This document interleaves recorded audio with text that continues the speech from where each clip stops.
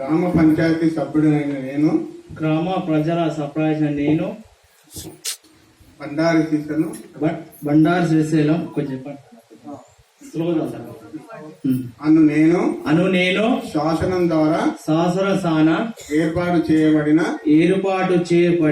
భారత రాజ్యాంగం పట్ల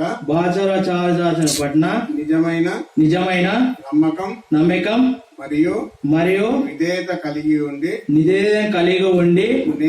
నేను స్వీకరించబోతున్న విధిని నమ్మకంగా నిర్వహించేదని భగవంతుని పేర ప్రమాణం చేయుచున్నాను సత్యనిష్టతో ధృవపరుచుతున్నాను.